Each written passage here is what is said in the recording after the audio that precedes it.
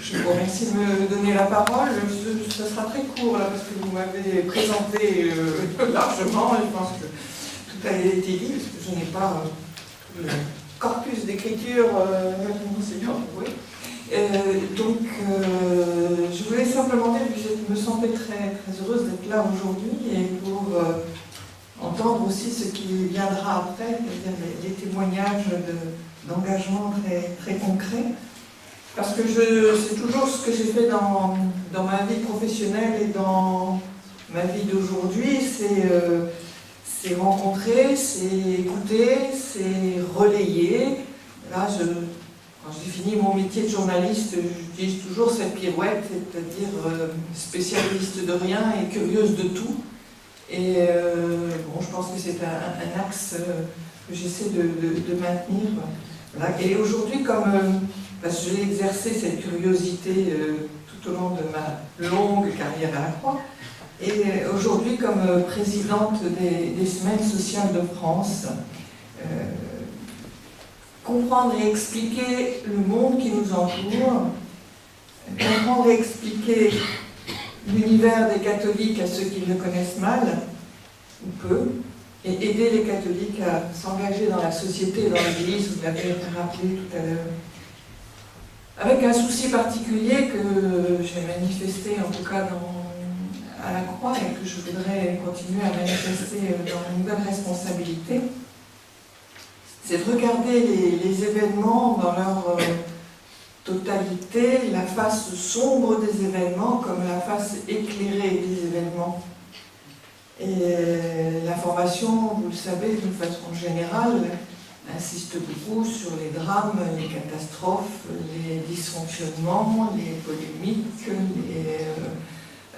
ce qui ne va pas, en quelque sorte. Et il ne s'agit pas de les ignorer, c'est quelque chose de sombre, mais aussi de souligner qu'il y a des mobilisations, des actions collectives, des actions individuelles, de personnes simples, de personnes plus érudites, d'institutions responsables, qui portent des fruits et qui font bouger ce monde qui nous entoure. Et je dirais que c'est vrai pour la société et c'est vrai dans l'Église. C'est se saisir, c'est ça la politique que l'on voulait mener dans le journal La Croix et aujourd'hui aux Semaines sociales, c'est se saisir du concept de subsidiarité, faire le boulot là où nous sommes, faire vivre la pensée sociale chrétienne, la faire résonner avec le monde contemporain, proposer avec d'autres, et c'est important le avec d'autres, en lien avec d'autres qui ne pensent pas forcément de la même façon. Proposer des solutions pour que le monde aille mieux et mettre en lumière, ce que nous allons faire tout à l'heure, toutes les initiatives, des plus modestes aux plus ambitieuses, qui vont dans ce sens. Les mettre en lumière pour que d'autres s'en inspirent. Et la matière ne manque pas quand on veut bien la chercher. Encore faut-il vouloir la chercher.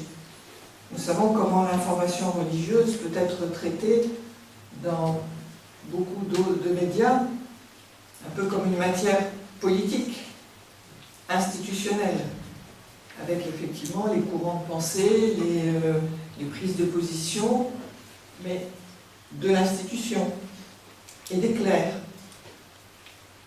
Les médias non catholiques préfèrent donner la parole eux-mêmes à un col romain qu'à un laïc, même engagé.